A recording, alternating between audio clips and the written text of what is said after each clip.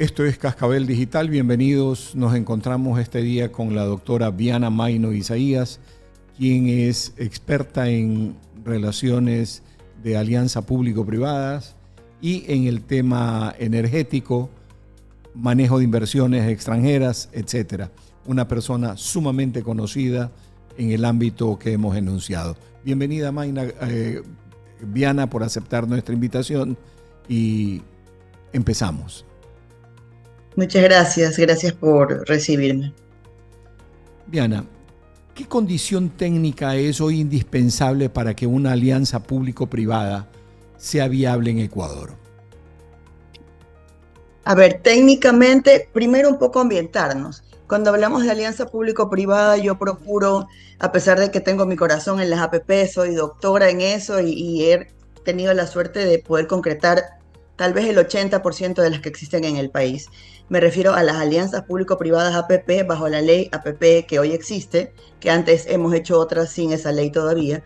Pero lo que quiero ilustrar a los que nos escuchan hoy es que hay otros modelos de articulación público-privada diversos que no solo son APPs, alianzas público-privadas. Entonces, vamos a utilizar esa terminología como cualquier modelo de colaboración público-privada, que hay varios. Dentro de esos varios están las APP, o sea, las alianzas público-privadas propiamente dichas, pero hay otros como las delegaciones, las concesiones, las alianzas estratégicas. O sea, hay muchos modelos de colaboración público-privada.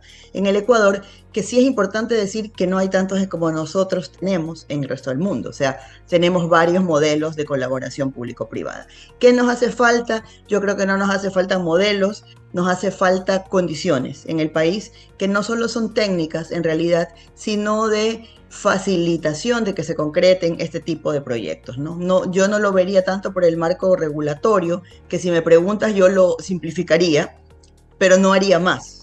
Ni pensar en algo nuevo, ni complejo, sino simplificar lo que hay, y en general lo veo más como algo fáctico que regulatorio.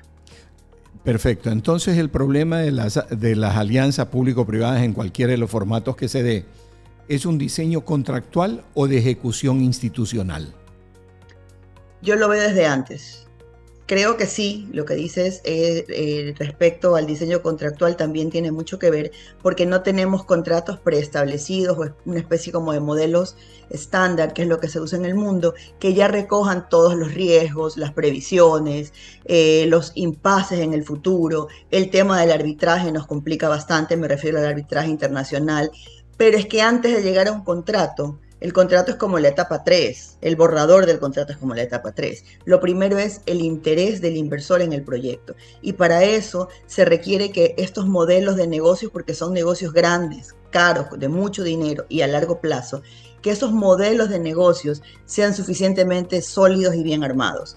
¿Qué le falta al país? Capacidad de estructurar modelos bajo la modalidad que se conoce en el mundo como Project Finance, o sea, hacerlos realistas, hacerlos bancables, que un inversor, que un financista, que un fondo, que un banco internacional tenga interés en financiar ese proyecto, para que el inversor que viene, el operador que tiene de una vía, de un aeropuerto, de una hidroeléctrica, de una compañía de telecomunicaciones, tenga certeza de que ese proyecto lo va a poder levantar en dinero que le presten, aunque sea parcialmente, y pondrá algo de lo suyo. Entonces nos hace falta capacidad de estructurar bien proyectos. ¿Por qué? Porque la gente cambia, los técnicos cambian, los funcionarios públicos cambian, y este es un expertise muy sólido, muy particular, que no lo tiene ni siquiera los banqueros propiamente dichos, porque no es simplemente un modelito financiero. Un project finance, que es lo que amarra a un proyecto de colaboración público-privada, es un documento complejo que tiene varios tipos de riesgos, no solo financieros. Tiene riesgos sociales, riesgos ambientales, riesgos políticos, riesgos regulatorios, que tienen que medirse y asentarse. Entonces el modelaje nos está haciendo falta, y yo creo que, para resumirlo, la razón es que lo estructuran personas internas de la administración pública que no tienen el conocimiento de cómo armar un proyecto privado de colaboración público-privada, sino que conocen cómo armar un proyecto de contratación pública, que el Estado contrate a un proveedor y le pague. Y eso tiene un modelo que no tiene nada que ver con el que estamos hablando. Definitivamente eso es divorciado con lo que es la alianza público-privada en cualquiera de sus formas. Hay sectores donde la alianza público-privada en cualquiera de sus formas, ya no son una opción, sino una necesidad. Bueno, sí, de hecho en el mundo esto es así. cuál es el principio rector de estos modelos de aplicación en el mundo. Y es que en donde hay proyectos que sean suficientemente rentables, el Estado y necesarios para el servicio público, ¿verdad? Proyectos públicos que sean suficientemente rentables, de propiedad pública, lo que se hace es delegarlos bajo cualquiera de estas modalidades. ¿Por qué? Porque si buscas un inversor privado, el inversor privado no va a ir a proyectos que no sean rentables. Eso quiere decir que los modelos de delegación usualmente no se aplican a temas sociales, educativos, tal vez de salud, es inusual. ¿En dónde sí se aplican? Básicamente el primer sector en el mundo, el más apetecido y el más típico para estos proyectos es el de infraestructura. ¿Qué es infraestructura? Entendida en específico, son carreteras, puertos, aeropuertos, la parte de vías, ejes viales grandes, pasos fronterizos, eso en infra. Ahora, como un todo, también podemos entender más amplio infraestructura y allí ya podemos incluir también otro campo que es la energía. Energía, como decía, en la parte de hidroeléctricas o paneles solares, granjas de ese tipo de cosas también están incluidas. ¿Por qué? Porque se facturan al público, el público paga, el usuario paga un servicio, telecomunicaciones también, y el operador lo recibe de vuelta. Entonces es un negocio que tienes cómo cobrar porque no es la venta al Estado, sino al usuario. Tu riesgo está diversificado y es un servicio que sí o sí se va a necesitar por parte del público. Entonces claro, es el típico en el que el Estado ahorra, no invierte él, se lo deja al privado, lo controla, lo ejecuta, lo mide, la calidad del servicio, de la inversión, y el Estado reserva recursos para lo social. Ya tenemos ese tipo de alianza público-privado en el sector comunicaciones. Tenemos ahí las dos compañías que proveen servicio celular. Pero esto sería factible hacerlo también en el sector eléctrico, considerando que el sector eléctrico está conformado por varios sectores, generación, transmisión y mantenimiento. Bueno, no se podía hasta hace 2 años. Esa es la respuesta en concreto. Tenemos un paraguas regulatorio que es la Constitución, que nos dice que los sectores estratégicos que de la mano van con el servicio público, porque el sector estratégico de infraestructura son las carreteras y los aeropuertos. Sector eléctrico de energía es nuestra electricidad. Sector eléctrico de telecomunicaciones y espectro es el celular o el internet. Te dice que solo son públicos y solo se los puede delegar en caso de excepción. Y por su propia ley. Entonces, en la ley de telecomunicaciones tenemos la posibilidad de permitir que los privados lo operen, y son los casos que tenemos de las 2 telefónicas privadas. En infraestructura tenemos también las leyes sectoriales que han permitido esas concesiones y delegaciones y APPs, porque tenemos varios modelos en infraestructura, en los 4 puertos públicos, en muchas vías, y etcétera, ¿no? Sin embargo, en la ley de energía no se podía, y no se podía porque no se podía, porque no tenían dentro del marco del sector energético esa posibilidad. Recién se abre hace muy poquito tiempo, 2 años, 2024, que es la ley de energía 2.0 que le llaman, y después vino la 3.0. Entonces, respondiendo específicamente, recién se abre el sector energía, estas inversiones privadas con tropiezos y dificultades propias de un cambio de modelo estatista y monopólico en los 3 ámbitos de la prestación energética, que son la generación, la transmisión y la distribución, ninguno de los cuales era permitido que el privado, incursione. Recién se permite y estamos como que en pañales comenzando a caminar. ¿Cuál es el mayor riesgo técnico del sistema de generación energía actual, de energía eléctrica actual? Bueno, que se trata, como lo hemos escuchado todos, de un sistema interconectado, Sistema Nacional Interconectado, que se llama SNI, una sola red. Graficándolo de manera muy fácil, muy básica, solo para ilustrar, imaginémonos un solo cable que da la vuelta de un lado, un solo anillo y del otro, en todo el país. Obviamente esto es algo gráfico. Quiere decir que si tenemos un problema técnico, un apagón, un transformador, una variación de voltaje en un lado, automáticamente el anillo también se ve afectado y perdemos energía en una zona muy grande, por ejemplo. Estas son formas de construcción de despliegue energético muy antiguas, que son las que tenemos en el país, que obedecen a modelos, como digo, de años atrás. El modelo energético en el mundo son anillos concéntricos, que se llaman distritos o microredes, y por ejemplo, cuando se construye una nueva urbanización, una nueva área o zona, se le despliega por anillos, que están interconectados. Es una cadena, imaginémonos, pero en lugar de ser un solo hilo la cadena, son varios eslabones. interconectados. De modo que si un eslabón tiene un problema técnico, se lo desconecta de todos los demás y los demás siguen activos. Ese es el modelo moderno, que es algo que nosotros impulsamos importantemente con un grupo de personas que hacemos proyectos de energía con el sector privado y que se conocen en el mundo como distritos energéticos autónomos. Tu propio distrito te genera tu energía, lo comparte con la red y se puede separar o no de la red a través de estas micro redes, ¿no?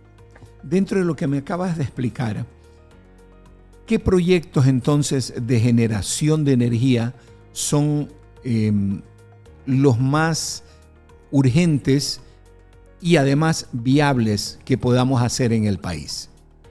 Mire, el año pasado, a mediados, 2025 a mediados, salió el reglamento ejecutivo, el reglamento presidencial denominado o numerado 032, que entre varios reforma a la ley, al reglamento a la ley de energía y entre otros temas establece la obligatoriedad para las empresas que se catalogan técnicamente como AB, alto voltaje 1 y 2, les establece la obligación esta norma de ser autónomos energéticamente hasta fines de este año 2026.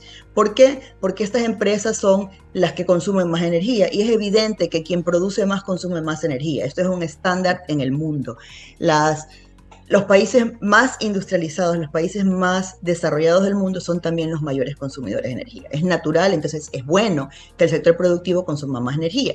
Este decreto los manda a producir la suya propia hasta fines de este año, del 2026. ¿Qué está sucediendo? Que al no ser súper expertas en energía, este tipo de empresas, porque son de petróleo, de minas, de acero, de cemento, o grandes industrias, grandes conglomerados industriales de producción de productos ya fabricados, procesados, no tienen estos conocimientos ni el interés de desarrollar proyectos energéticos propios porque no son empresas de energía, están haciendo acero o plástico, no están produciendo energía, ya están, y en la parte de camarón, de banano, también tenemos otros casos, están desarrollando proyectos en conjunto, geográficamente, de manera que en esa zona se contraten un solo proyecto, un solo desarrollo que les sirva a ellas in situ para que la red de transmisión también sea en el mismo lugar y no dependan de la red del sistema interconectado que comentamos hace un momento. Eso ya lo estamos trabajando en algunos sectores con algunos grupos y es súper interesante. Debo decir que la norma no nos acompaña porque la parte de distritos no está prevista en la ley, como eslabones, como les decía. Pero estamos en proceso también de conversaciones con las autoridades que tienen mucha apertura a los cambios, porque se han ido dando cuenta que estaba totalmente prohibida esta inversión privada y que a lo largo del tiempo han venido haciendo enormes esfuerzos por abrirla, inclusive en la parte regulatoria técnica, o sea, en niveles ya más debajo de las leyes o de los reglamentos generales. Entonces estamos trabajando con ellos proactivamente en que se establezcan ya los detalles de estos nuevos modelos, sin perjuicio de lo cual los proyectos siguen avanzando, porque la necesidad de energía es fundamental. De lo que me acabas de decir, deduzco que existe algún problema en la transmisión de esa energía generada. ¿Dónde estarían los cuellos de botella, tanto técnicos cuanto en inversión, y que se deberían de solucionar de modo urgente? Mire, yo le voy a decir, Alberto, un ejemplo que creo que nos grafica más. Los grandes consumidores de energía, los AB, no voy a decir cuál fue, pero le sucedió a varios. En los apagones tienen ellos generalmente contratadas ya energía hidroeléctrica, porque además como son grandes conglomerados exportadores, les exigen sus compradores afuera que sean lo más verdes, los más sostenibles, ecológicos. Entonces su energía es contratada a hidroeléctricas.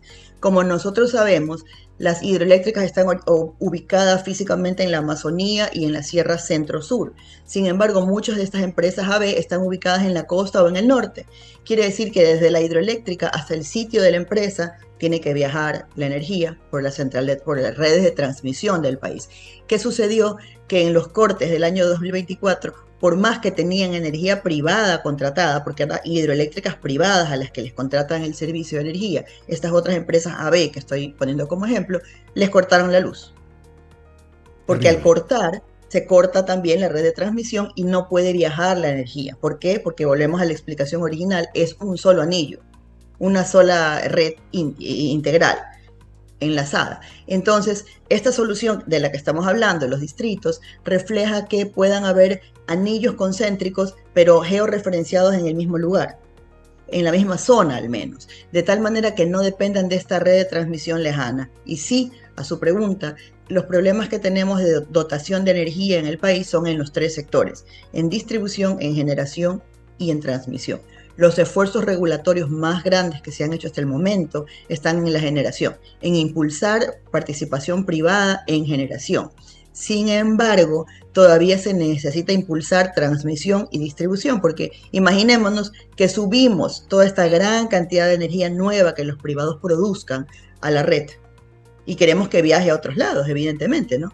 Y la red de transmisión no lo resista. Entonces, claro. Y luego, digamos que sí lo resista, pero cuando ya llega a la parte final, tiene que distribuirse. Y ahí ya tenemos la red de distribución que eventualmente tampoco lo pueda resistir. Entonces, se necesitan inversiones en los tres microsectores o sectores específicos, generación, transmisión y distribución, desde el sector privado.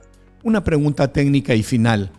De lo que narras que las generadoras que habían sido contratadas para estos grandes consumidores estaban en el oriente o en la otra estribación. ¿Cómo se haría para poder transmitir esa energía desde un sector tan lejano, di tú, a uno de los grandes consumidores que está en Guayaquil? Bueno, lo que sucede en este momento, me refiero a hidroeléctricas que están ubicadas allá, ¿no? Por ejemplo, porque esas son las condiciones geográficas en donde puedes poner una hidroeléctrica. Pasa por el sistema interconectado único, pasa por la red de transmisión del Estado. Y ese es el problema. Entonces, necesitamos redes de transmisión secundarias, otras, que permitan que ese tipo de instalaciones de hidroeléctricas, que la verdad también debo decirlo, ha cooptado el mercado privado. Ya. Porque se construyeron antes de que eran las únicas tipos de energías privadas que se permitían vender, hidroeléctricas, y también son privadas. Entonces, otras no. Y ahí tenemos un problema importante, porque el sector productivo a nivel mundial requiere firmeza, energía en firme, estabilidad en la dotación de la energía, en la potencia, en la continuidad del servicio, y ningún recurso natural para dotación de energía tiene esa capacidad. Cualquier tipo de energía renovable no será en firme, como ya supimos y lo experimentamos, que no hubo lluvias y no tuvimos energía. Entonces se tiene que evolucionar también a un modelo de dotación privada de energía térmica. Es fundamental para el sector productivo y para la economía del país. Y no solo depender de las hidroeléctricas, que aquí también debo decir, ha habido como un encerramiento en la regulación, históricamente, en la cual la única venta privada podía ser hidroeléctrica, hasta que nos topamos con la realidad, que no llueve y que las redes no lo resisten. Entonces no digo que está mal, es importante tener una combinación de fuentes de energía, es súper importante, pero hay que agregar de manera muy fuerte térmicas, que sean con gas natural y también con GLP, que es otro combustible de los que se llaman de menor impacto o transición. Para no hablar de diésel, búnker y demás, que tienen sus complicaciones, hablemos de energía en firme, térmica, con gas natural y gas licuado de petróleo. Sí, conozco de algunos casos en los que se intentaron instalar plantas de generación térmica, pero que no fueron aceptadas en el gobierno de Correa. Pero eso bueno, es muy importante que se cambie ahora, porque si no, no tenemos una energía en firme, una economía que prospere. Definitivamente. Se necesita energía en firme y la única fuente es térmica. Finalmente, agregándola, obviamente, las otras, ¿no? Claro, digamos como complemento la una con la otra. Para culminar, dado tu tiempo, ¿qué señal concreta debería dar el Ecuador para destrabar grandes inversiones, especialmente en el sector energía, que es lo que realmente mueve la economía o da arranque a la economía de un país? Mire, yo creo que como condición país tenemos tres hitos que no nos ayudan, tres grandes dificultades en su orden: energía, seguridad y tramitología. Son las grandes disuasivos a la inversión, si los tuviéramos que agrupar. ¿Qué tendríamos que hacer en energía específicamente para poder ayudar a destrabar? Tenemos que dar una solución financiera. porque resulta ser que muchos proyectos privados no son para autoconsumo o para venderle a otro privado, como el caso que hablábamos de las hidros, o los distritos que son para autogenerarse y venderse, sino que hay otros proyectos, muchos, por ejemplo, solares, en los que yo trabajo, que están diseñados y de grandes cantidades, como Cox, por ejemplo, el español, que es otro que conocemos, ¿no? Que se ha escuchado, que lo que quieren es construir energía, generar energía para vendérsela al Estado, a la red pública, que sería súper bueno porque vamos alimentando también la red y la generación para los ciudadanos. ¿Qué dificultad hay? El repago.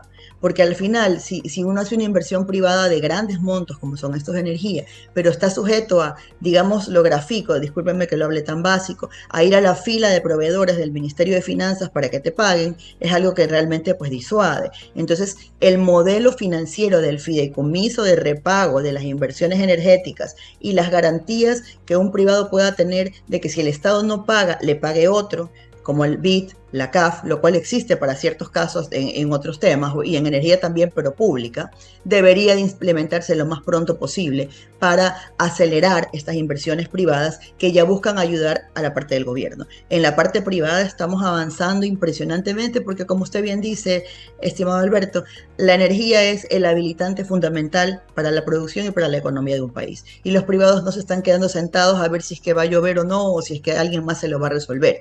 Independiente que el Estado y el gobierno está avanzando, la ministra ha dado declaraciones recientes sobre la incorporación de megavatios en el sistema de manera importante y también de inversiones en transmisión que realmente no se han hecho hace mucho y eso es muy bueno, pero efectivamente no será suficiente. Entonces es bueno que los privados trabajen en este concepto con los que los quiero dejar: autonomía energética.